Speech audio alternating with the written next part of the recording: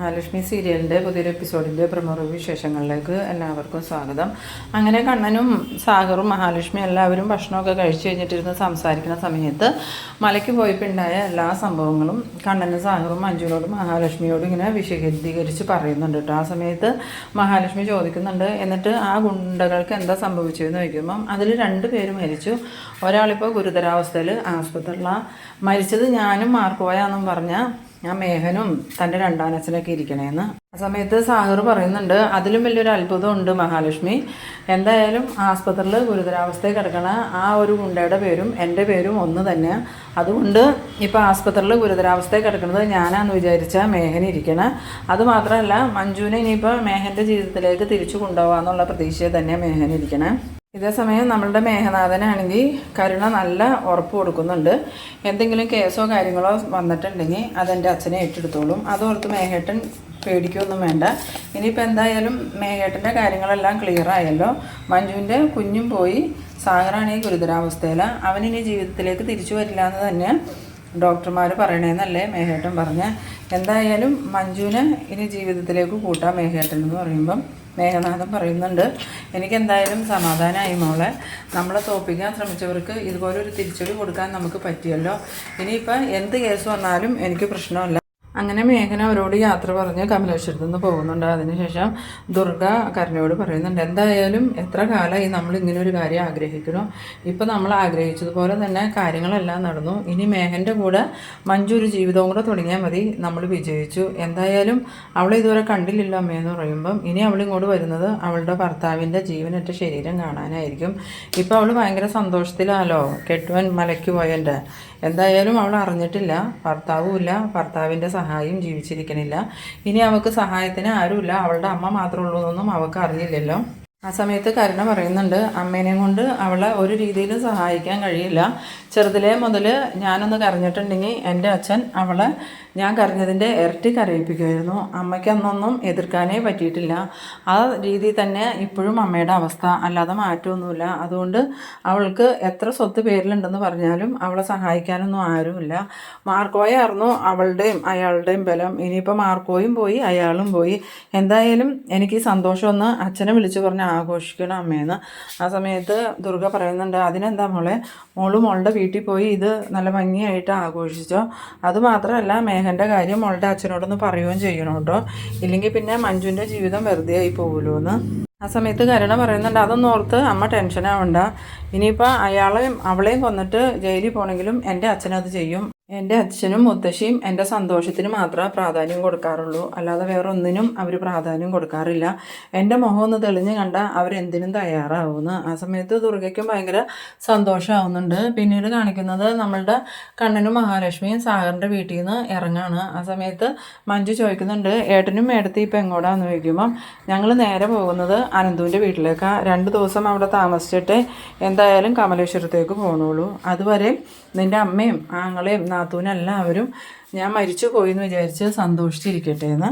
ആ സമയത്ത് മഞ്ജു പറയുന്നുണ്ട്, ഇപ്പം നമ്മുടെ വീട്ടിൽ അവർ മാത്രമായിരിക്കില്ല ഏട്ടാ, ആ മേഘനും ഉണ്ടാവും. എല്ലാവരും കൂടി ഭയങ്കര ആഘോഷത്തിലായിരിക്കും. എന്തായാലും അവൻ്റെ ആഘോഷം നടക്കട്ടെ. ഇനിയിപ്പോൾ മാർക്കോ അവനെ ജീവനോടെ വിടുമെന്നൊന്നും എനിക്ക് തോന്നണില്ല എന്ന്. ആ സമയത്ത് കണ്ണൻ സാഗറിനോട് പറയുന്നുണ്ട്, എന്തായാലും സാഗർ 2 ദിവസത്തേക്ക് പുറത്തേക്കൊന്നും ഇറങ്ങാൻ നിൽക്കണ്ട. എല്ലാവരുടെയും കണ്ണിൽ സാഗർ ഇപ്പോൾ ഗുരുതരാവസ്ഥയിൽ ആസ്പത്രിയിൽ കിടക്കുക. അതുകൊണ്ട് സാഗറിനെ അബദ്ധത്തിൽ പോലും ആരും കാണാനിടയാവരുത്. 2 ദിവസം അവർ നല്ലോണം സന്തോഷിക്കട്ടെ എന്ന്. ആ സമയത്ത് മഞ്ജു പറയുന്നുണ്ട്, അതൊന്നും ഓർത്ത് ഏട്ടൻ പേടിക്കണ്ട, സാഗരേട്ടൻ എന്തായാലും പുറത്തേക്കൊന്നും ഇറങ്ങൂല എന്ന്. അങ്ങനെ അവർ കാറിൽ കയറി പോകുന്നുണ്ട്. ഈ സമയം നമ്മളുടെ കണ്ണനാണ് കേട്ടോ കാർ ഓടിച്ചുകൊണ്ട് പോണത്. അന്നേരം മഹാലക്ഷ്മി പറയുന്നുണ്ട്, കണ്ണേട്ടൻ കാർ ഓടിച്ചുകൊണ്ട് പോണത് ആരെങ്കിലും കണ്ടാലോ എന്ന് ചോദിക്കുമ്പം അതൊന്നും ഇല്ലടോ, ഞാൻ എത്ര കാലമായി വണ്ടി ഓടിച്ചിട്ട്, എന്തായാലും എനിക്കിന്നൊന്ന് ഡ്രൈവ് ചെയ്യണം, ആരും കാണാനൊന്നും പോകുന്നില്ല, താൻ ധൈര്യമായിട്ടിരിക്കുന്നു. അവരങ്ങനെ കാറിൽ യാത്ര ചെയ്യുന്ന സമയത്ത് പെട്ടെന്ന് തന്നെ മഹാലക്ഷ്മി ഒരു കാഴ്ച കണ്ട് ഞെട്ടുന്നുണ്ട്. അത് വേറൊന്നുമല്ല, നമ്മളുടെ പ്രതാപൻ്റെ വണ്ടി എതിരെ വരുന്നത് മഹാലക്ഷ്മി കാണുന്നുണ്ട്. അത് കണ്ടതും മഹാലക്ഷ്മി കണ്ണനോട് പറയുന്നുണ്ട്, കണ്ണേട്ടാ ചതിച്ചല്ലോ, കരുണയുടെ അച്ഛൻ്റെ വണ്ടി അല്ല വന്നെ, ഇനിയിപ്പോൾ നമ്മൾ എന്ത് ചെയ്യുമെന്ന്. ആ സമയത്ത് കണ്ണൻ പറയുന്നുണ്ട്, താൻ അതൊന്നും ഓർത്ത് പേടിക്കണ്ടല്ലോ, പുറത്തൊന്ന് നോക്കിയിട്ടുണ്ടെങ്കിൽ ഞാൻ ആ ഡ്രൈവ് ചെയ്യണേന്നൊന്നും മനസ്സിലാവില്ല, താനൊന്ന് സമാധാനമായിട്ടിരിക്കുന്നത്. ആ സമയത്താണ് നമ്മളുടെ പ്രതാപൻ ഈ കണ്ണൻ്റെ കാറ് ശ്രദ്ധിക്കുന്നത്. കണ്ണൻ്റെ കാറ് ശ്രദ്ധിച്ചതും പ്രതാപൻ മനസ്സിൽ വിചാരിക്കുന്നുണ്ട്, കണ്ണൻ്റെ കാറാലോ പോണത്, എന്തായാലും ശബരിമലയ്ക്ക് പോയ അവനും മാർക്കോയും അവിടെ കൊക്കയിൽ വീണ് മരിച്ചു, പിന്നെ ഈ കാറും കൊണ്ട് വന്നത് ഡ്രൈവറായിരിക്കും, ഇനിയിപ്പോൾ അവൻ്റെ മരണവിവരം വീട്ടിൽ അറിയിക്കാൻ വേണ്ടി വന്നെയായിരിക്കും എന്നൊക്കെ ഇങ്ങനെ മനസ്സിൽ ചിന്തിച്ചുകൊണ്ട് പ്രതാപൻ ഭയങ്കരമായിട്ട് ചിരിച്ച് സന്തോഷിച്ച് അങ്ങോട്ട് പോകുന്നുണ്ട്. പക്ഷേ പ്രതാപന് മനസ്സിലാവുന്നില്ല ആ കാർ ഓടിക്കുന്നത് കണ്ണനാണ്. പിന്നീട് നമ്മളുടെ മേഘനാണ് ഈ വാമദേവനോടും സീമന്തിനോടും ഈ വിവരങ്ങൾ പറയുന്നുണ്ട്. കണ്ണനും മാർക്കോയും മരിച്ചു, സാഗറാണ് ഈ ഗുരുതരാവസ്ഥയിൽ ആസ്പത്രിയിലാണ്, അതുകൊണ്ട് ഇനി നമ്മൾ ഉദ്ദേശിച്ചതുപോലെ തന്നെ എല്ലാ കാര്യങ്ങളും നടക്കും. അച്ഛനും അമ്മയ്ക്കും എപ്പോഴും എന്നെ ഒരു പരിഹാസമല്ലായിരുന്നോ, ഞാൻ കഴിവ് കെട്ടവനാന്നും പറഞ്ഞ്, ഇപ്പം എങ്ങനെയുണ്ട് അച്ഛാന്ന്. ആ സമയത്ത് വാമദേവൻ ചോദിക്കുന്നുണ്ട്, ഇനി ഇതിൻ്റെ പേരിൽ നീ ജയിലിൽ പോകേണ്ട വരുവാടാ മേഘാന്ന്. ആ സമയത്ത് മേഘനാഥനാണെങ്കിൽ പറയുന്നുണ്ട്, അതൊന്നുമില്ല അച്ഛാ, ആ ഒരു പേടിയെ അച്ഛനും അമ്മയ്ക്കും വേണ്ട, അങ്ങനെ എന്തെങ്കിലും കേസോ കാര്യങ്ങളോ വന്നാൽ പ്രതാപനങ്ങൾ ജയിലിൽ പോയിക്കോളും, അതെനിക്ക് കരുണ വാക്ക് തന്നിട്ടുണ്ട്. ആ സമയം സീമന്തിനി പറയുന്നുണ്ട്, അയാളെ ഒന്നും വിശ്വസിക്കാൻ പറ്റില്ലടാ, അവസാന മുഹൂർത്തത്തിൽ അയാളല്ല നീയാ ഇതൊക്കെ ചെയ്തതെന്ന് പറഞ്ഞാൽ നീ തന്നെ ജയിലിൽ പോകേണ്ട വരുമെന്ന്. അന്നേരം മേഘനാഥൻ പറയുന്നുണ്ട്, അതൊന്നും അല്ല അമ്മേ, കരുണയുടെ സന്തോഷത്തിന് വേണ്ടി ആ പ്രതാപനങ്ങൾ തന്നെ ഈ കണ്ണനെയും മഹാലക്ഷ്മിയെയും കൊല്ലാനിരുന്നതാണ്. ഇപ്പം എന്തായാലും അങ്കിളുടെയും കൂടി സപ്പോർട്ടോടു കൂടിയാണ് ഞാൻ ഇതൊക്കെ ചെയ്തത്. അന്നേ അങ്കിൾ എന്നോട് പറഞ്ഞിട്ടുണ്ടായിരുന്നു, ആ കണ്ണനെയും മഹാലക്ഷ്മിയെയും കൊന്നിട്ട് ജയിലിൽ പോകേണ്ട വന്നാലും കുഴപ്പമില്ല, സന്തോഷത്തോടു കൂടി ജയിലിൽ പോയിക്കോളാം, അയാൾക്കുടെ മോക്കടെ സന്തോഷം മാത്രമേ അയാൾക്ക് പ്രധാനമുള്ളൂ എന്ന്, അതുകൊണ്ട് അമ്മ അതൊന്നും ഓർത്ത് പേടിക്കണ്ടെന്ന്. ആ സമയത്ത് വാമദേവൻ ചോദിക്കുന്നുണ്ട്, അല്ലടാ മേഘ, ഇനിയിപ്പോൾ സാഹിർ മരിച്ചാൽ തന്നെയും മഞ്ജു നിൻ്റെ കൂടെ വരുമെന്ന് നിനക്ക് തോന്നുന്നുണ്ടോ എന്ന് ചോദിക്കുമ്പം, സാഹിർ മരിച്ചു കഴിഞ്ഞാൽ പിന്നെ അവൾക്ക് ആശ്രയത്തിന് ആരുമില്ല, കണ്ണനും മരിച്ചു, മാർക്കോയും മരിച്ചു, പിന്നെ ആരാ അവളെ സഹായിക്കാനുള്ളത്. ആ സമയത്ത് സീമന്തിനി പറയുന്നുണ്ട്, അതിന് മഹാലക്ഷ്മി മരിച്ചിട്ടില്ലല്ലോ, ഇപ്പോൾ കണ്ണൻ്റെ സ്വത്തുക്കൾ മുക്കാൽ ഭാഗവും മഹാലക്ഷ്മിയുടെ പേരിലല്ലേ, പിന്നെ മഞ്ജുവിന് എന്താ കുഴപ്പമെന്ന് ചോദിക്കുമ്പം, ഇനി അടുത്തതായിട്ട് ഞങ്ങൾ തീർക്കാൻ പോകുന്നത് ആ മഹാലക്ഷ്മിയാണ്, അപ്പോൾ പിന്നെ സ്വത്തുകൾ അവളുടെ പേരിലുള്ളതെല്ലാം കരുണയുടെ അമ്മയുടെ പേരിലാവും, അപ്പോൾ ആ സ്വത്തിൻ്റെ എല്ലാം അവകാശി കരുണയല്ലേ എന്ന് ചോദിക്കുമ്പോൾ സീമന്തിനി പറയുന്നുണ്ട്, ആ കരുണയും പ്രതാപനെയും അത്രയ്ക്കൊന്നും കണ്ണടച്ച് വിശ്വസിക്കാൻ നിൽക്കണ്ട, സ്വന്തം ചേച്ചിയോട് ഇത്രയും ക്രൂരത മനസ്സിൽ കൊണ്ടേ നടക്കുന്ന കരുണ മറ്റുള്ളവരോട് എങ്ങനെ പെരുമാറുമെന്നൊന്ന് ആലോചിച്ച് നോക്കിയാൽ മതിയെന്ന്. പിന്നീട് കാണിക്കുന്നത് നമ്മളുടെ കണ്ണനും മഹാലക്ഷ്മിയും കൂടി അനന്തുവിൻ്റെ വീട്ടിലേക്ക് ചെല്ലാണ്. ആ സമയത്ത് അനന്തും ലേഹയും അവർക്ക് വേണ്ട ഭക്ഷണമൊക്കെ എടുത്ത് മേശപ്പുറത്ത് നിരത്തി വയ്ക്കുമ്പോഴാണ് വണ്ടി വരുന്ന സൗണ്ട് കേൾക്കുന്നത്.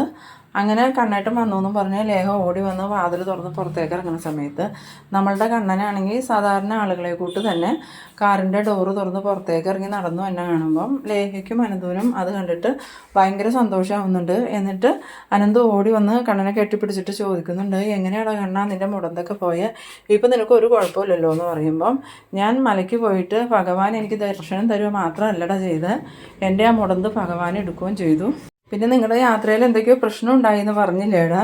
ഉവാടാ അനന്തു, കുറച്ച് പ്രശ്നങ്ങളുണ്ടായി, മാർക്കം ഉണ്ടായതുകൊണ്ടാണ് ഞാനിപ്പോൾ ജീവനോട് ഇവിടെ നിങ്ങളുടെ മുന്നിൽ വന്ന് നിൽക്കണേ. എന്തായാലും ആ മേഘനാഥനും പ്രതാപനും വിചാരിച്ചിരിക്കുന്നത് മരിച്ചത് മാർക്കോയും ഞാനും ആണെന്നും ഗുരുതരാവസ്ഥയിൽ ആസ്പത്രിയിലുള്ളത് സാഗറാണെന്നും വിചാരിച്ചാൽ അവരിരിക്കണേ. അതെങ്ങനെയാടാ അങ്ങനെ സംഭവിച്ച്, ആ ഗുരുതരാവസ്ഥയിൽ കിടക്കണവൻ്റെ പേരും സാഗറിൻ്റെ പേരും ഒരുപോലെ ആയി എങ്ങനെയാണെന്ന് ചോദിക്കുമ്പം, അതൊക്കെ അയ്യപ്പ ഭഗവാന്റെ ഒരേ കളിയല്ലേ എൻ്റെ അനന്തു, അതുകൊണ്ട് തന്നെ മരിച്ചവരാരാന്ന് ഇതുവരെ തിരിച്ചറിഞ്ഞിട്ടൊന്നുമില്ല, അവർ തിരിച്ചറിഞ്ഞു കഴിഞ്ഞാൽ അവർ മരിച്ചത് എങ്ങനെയാണെന്നുള്ള അന്വേഷണം വരില്ലേ എന്ന് ചോദിക്കുമ്പം, അതിന് സാക്ഷിയായിട്ട് ഒരാളേ ഉള്ളൂ, അയാളിപ്പോൾ ഗുരുതരാവസ്ഥയിൽ കിടക്കല്ലേ, മിക്കവാറും അവൻ ജീവിതത്തിലേക്ക് തിരിച്ചു വരാനൊന്നും സാധ്യതയില്ല എന്നാണ് മാർക്കോ പറഞ്ഞ. മാർക്കോ വിവരങ്ങൾ അറിയാൻ വേണ്ടി ആസ്പത്രിയിൽ പോയിട്ടുണ്ടായിരുന്നു. ആ സമയത്ത് അനന്ത് പറയുന്നുണ്ട്, എന്തായാലും ഇതിൻ്റെ പിന്നിൽ മേഘനും പ്രതാപനും ആണെന്നുള്ള കാര്യം തെളിഞ്ഞല്ലോ, അത് മതി, ഇനി അവർക്കുള്ള പണി മാർക്കോ കൊടുത്തോളൂ. ആ സമയത്ത് മഹാലക്ഷ്മി പറയുന്നുണ്ട്, മാർക്കോ നമ്മൾ ഉദ്ദേശിക്കുന്ന പോലെ ഒന്നും അല്ല അനന്തു കേട്ടോ, മാർക്കോയ്ക്ക് എന്തോ ഒരു ദിവ്യ ശക്തിയുണ്ട്, ഞങ്ങളുടെ സംശയം ഞങ്ങൾ കാണുന്ന ആ ഒരു അമ്മയും മാർക്കോയും തമ്മിൽ എന്തോ ഒരു ബന്ധമുണ്ടെന്നാണ്. ആ സമയത്ത് കണ്ണനും പറയുന്നുണ്ട്, അതേ അനന്തു, ഇന്നലെ ഞങ്ങൾ മലയ്ക്ക് പോയ സമയത്ത് മാർക്കോയ്ക്ക് ഒരു പേടി ഉണ്ടായിരുന്നില്ല, ആ കാട്ടിക്കട പോകുമ്പോൾ ഞങ്ങൾക്ക് എല്ലാവർക്കും ചെറിയൊരു ഭയം ഉണ്ടായിരുന്നു, മാർക്കോയുടെ കയ്യിൽ ഒരു വേലുണ്ട്, ആ വേലിൽ തൊട്ട് മാർക്കോ എന്തൊക്കെയോ പ്രാർത്ഥിക്കുന്നതും കണ്ടു, അതുമാത്രമല്ല ഞങ്ങൾക്ക് എന്തൊരു അപകടം സംഭവിക്കുമ്പോഴും അവിടെയൊക്കെ രക്ഷിക്കാനായിട്ട് മാർക്കോ വരുന്നുമുണ്ട്. ഇതിൻ്റെ പിന്നിൽ എന്തോ ഒരു രഹസ്യം ഉണ്ടായിരുന്നു തോന്നുന്നു. ആ സമയത്ത് ലേഖ പറയുന്നുണ്ട് അത് കണ്ണേട്ടൻ പറഞ്ഞത് നേരെ. ഇപ്പം തന്നെ മഹിയെ എത്ര പ്രാവശ്യം മരണത്തിൽ നിന്നും മാർക്കോ രക്ഷിച്ചേക്കണമെന്ന്. ഇതേ സമയം നമ്മളുടെ പ്രതാപനാണെങ്കിൽ പ്രതാപൻ്റെ വീട്ടിൽ ചെന്നിട്ട് അമ്മയോട് പറയുന്നുണ്ട്, അമ്മേ ഇന്ന് ഞാൻ പോകുന്ന വഴിക്ക് കണ്ണൻ്റെ വണ്ടി പോകുന്ന കണ്ടു. അതെങ്ങനെയാടാ, അവനപ്പോൾ ആക്സിഡൻറ്റിൽ മരിച്ചില്ലേ എന്ന് ചോദിക്കുമ്പം അതൊന്നും എനിക്കറിയില്ല അമ്മേ, എന്തായാലും കണ്ണൻ്റെ ഡ്രൈവറായിരിക്കുമല്ലോ വണ്ടി ഓടിക്കണം, വണ്ടി പോകുന്നതേ കണ്ടോളൂ, അതിനകത്ത് ആരൊക്കെ ഉണ്ടെന്നൊന്നും എനിക്ക് കാണാൻ പറ്റിയില്ല. ഇനിയിപ്പം കണ്ണൻ മരിച്ചതുകൊണ്ട് ഡ്രൈവർ വണ്ടിയായിട്ട് ഇങ്ങോട്ട് പോകുന്നതാണോ എന്ന് അറിയില്ലല്ലോ അമ്മയെന്ന്. ആ സമയത്ത് നമ്മളുടെ മോഹിനിയാണെങ്കിൽ ഇതൊക്കെ മറിഞ്ഞ് നിന്ന് കേൾക്കുന്നുണ്ട്. എന്നിട്ട് മോഹിനി ഇങ്ങനെ മനസ്സിൽ പറയുന്നുണ്ട്, നിങ്ങൾ കണ്ണൻ്റെ മരണവും ആഘോഷിച്ചുകൊണ്ട് ഇവിടെ ഇരുന്നോ, ഇതിനൊക്കെയുള്ള തിരിച്ചടി അമ്മയ്ക്കും മോനക്കും കിട്ടാൻ പോകുന്നതേ ഉള്ളൂ എന്ന്. ആ ഒരു ഇതിലാണ് ഈ എപ്പിസോഡ് അവസാനിക്കുന്നത്. അപ്പോൾ നിങ്ങളെൻ്റെ വീഡിയോ ആദ്യമായി കാണുന്നവരാണെങ്കിൽ ചാനലൊന്ന് സബ്സ്ക്രൈബ് ചെയ്യാനും ഇഷ്ടമായാൽ ലൈക്ക് ചെയ്യാനും മറക്കരുത്. അപ്പോൾ ഇതുപോലെ ഇൻട്രസ്റ്റിംഗ് ആയിട്ടുള്ള അടുത്തൊരു എപ്പിസോഡുമായി നമുക്ക് വീണ്ടും കാണാം. അതുവരേക്കും ബൈ ബൈ.